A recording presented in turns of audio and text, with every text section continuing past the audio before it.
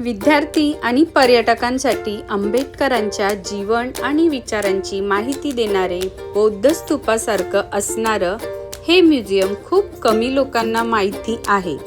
मी स्वतःला खूप भाग्यवान समजते की अतिशय सुंदर आणि प्रेरणादायी पवित्र जागेवर माझे पाय लागलेले आहेत। माझं तर स्वप्न होतं इथे येण्याचं।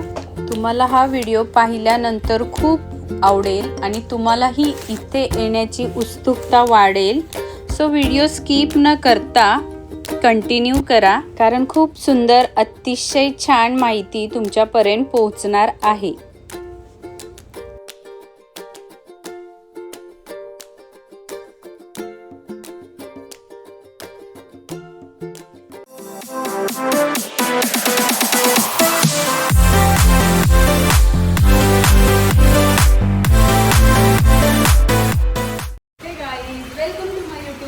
कविता जाधव ब्लॉग। तर आपल्या नवीन व्हिडिओमध्ये तुम्हा सगळ्यांचे पुन्हा एकदा मनापासून स्वागत।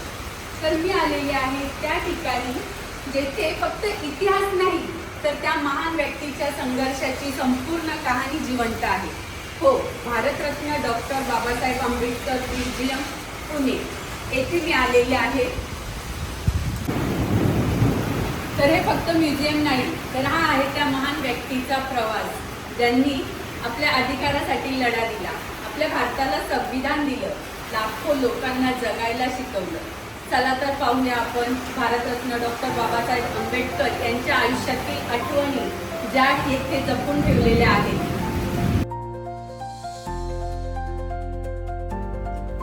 गेल्या बाबासाहेबांच्या आयुष्यातील महत्त्वाचे प्रसंग मूर्ती रूपात जिवंत केलेले आहेत, जसे की महाडचे चवदार तळे सत्याग्रह, भारतीय घटनेचा मसुदा सादर करणे, पुणे करार, काळाराम मंदिर सत्याग्रह, शपथविधी आणि धर्मांतर अशा बऱ्याचशा ऐतिहासिक आणि सुंदर माहितीचं सादरीकरण इथे खूप छान केलेलं आहे।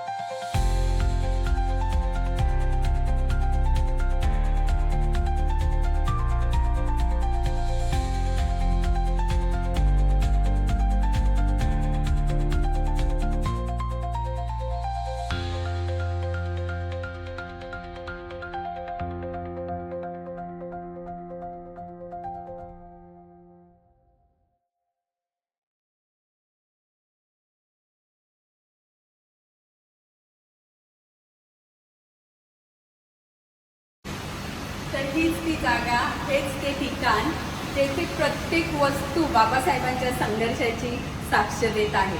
तर व्हिडिओ इतक्या मोठ्या नेत्याचं जीवन किती साधं आणि डिसिप्लिन होतं ते त्यांच्या डायनिंग टेबलवरील जेवणाची भांडी पाहून लक्षात येतच।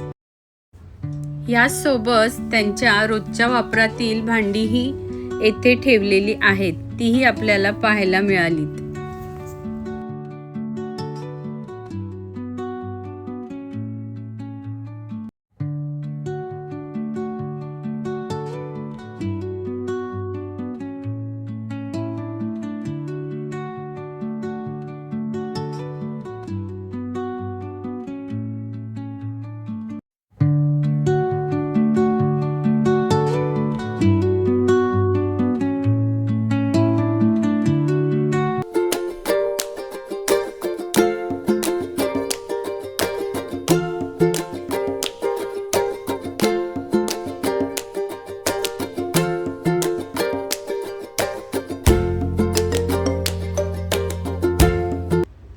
बाबासाहेब फक्त विद्वान नव्हते तर ते संगीतप्रेमीही होते. फोटोमध्ये दिसणारा व्हायोलिन त्यांचा पुरावा आहे. कठीण आणि तणावपूर्ण आयुष्यातही संगीत त्यांच्या मनाला शांतता देत असे. इतक्या मोठ्या संघर्षातही ते काही क्षण स्वतःसाठी काढून मनाचा तारा छेडत होते. येथे बाबासाहेबांचे सूट, कोट, रोजच्या वापरातील काही कपडेही पाहायला मिळाले.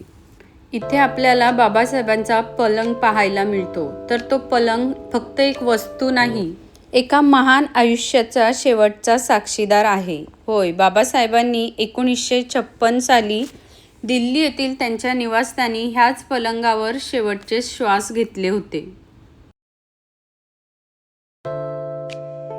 तसेच बाबासाहेबांना परदेशातून काही भेटवस्तू मिळालेल्या होत्या. त्या भेटवस्तूही इथे अतिशय सुंदर पद्धतीने जतन करून ठेवलेल्या आहेत.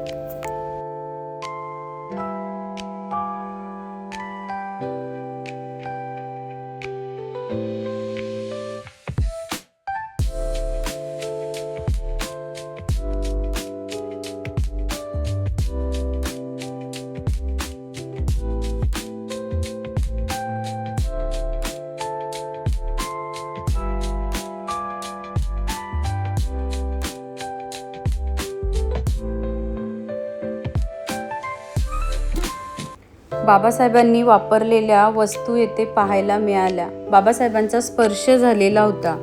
हे फीलच आमच्यासाठी खूप महत्त्वाचं आहे. त्यांनी वापरलेल्या वस्तू, त्यांनी स्पर्श केलेल्या वस्तू आमच्यासाठी पाहायला मिळणं म्हणजे आमचे नशीबच. मी आतून खूप खुशही होती की बाबासाहेबांच्या गोड आठवणी आपल्याला पाहायला मिळणार आहेत. बाबासाहेबांच्या संघर्षाची कहाणी येथे जपून ठेवलेली आहेच, त्याचसोबत त्यांचे सर्टिफिकेट हे इथे आहेत. इथे तुम्ही पाहू शकता बाबासाहेबांच्या वैयक्तिक वस्तूंपैकी बाबासाहेबांचा चांदीचा चष्मा सुद्धा इथे पाहायला मिळाला. तसेच कॅन्डल स्टँड सुद्धा इथे ठेवलेला आहे. ह्या वस्तू फक्त वस्तू नाहीत, तर बाबासाहेबांच्या विचारांच्या, संघर्षाच्या आणि आयुष्याच्या जिवंत आठवणी आहेत. त्यांनी स्वतःसाठी नाही तर आपल्या सगळ्यांसाठी लढा दिलाय. हे म्युझियम फक्त म्युझियम नाही, हे प्रेरणेचे मंदिर आहे. बाबासाहेब म्हणजे नाव नाही, ती एक विचारधारा आहे. आज आपण हक्काने जगतो ते आपल्याला सहज मिळालेलं नाही, तर त्यामागे बाबासाहेबांचा संघर्ष आहे.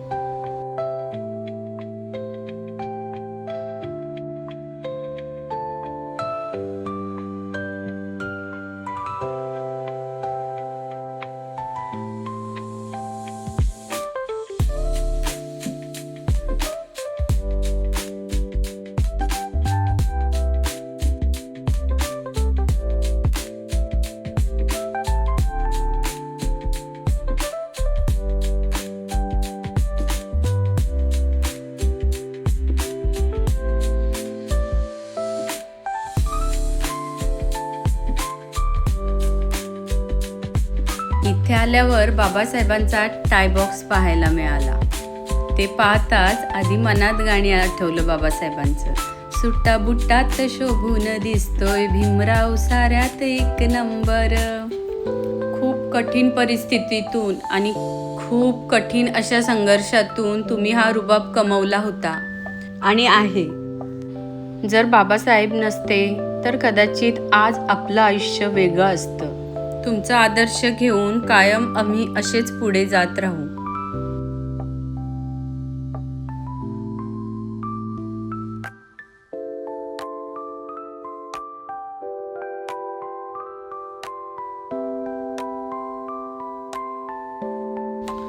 म्युझियममधल्या या सगळ्या अनमोल आठवणी पाहून बाहेर निघताना बाबासाहेबांनी ज्या खोलीत राहून अभ्यास केलं त्याची प्रतिकृती तयार केलेली आहे. पाहताना हुबेहूब बाबासाहेब डोळ्यासमोर बसल्यात असे जाणवले. संविधान लिहिताना वापरलेली टेबल आणि खुर्ची, त्या ठिकाणी बसून त्यांनी भारताचं भविष्य बदलवणारे निर्णय घेतले.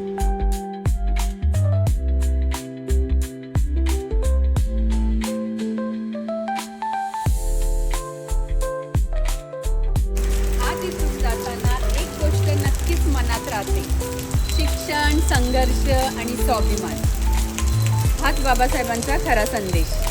जर तुम्हालाही हा प्रेरणादायी अनुभव घ्यायचा असेल तर या ठिकाणी नक्की भेट द्या.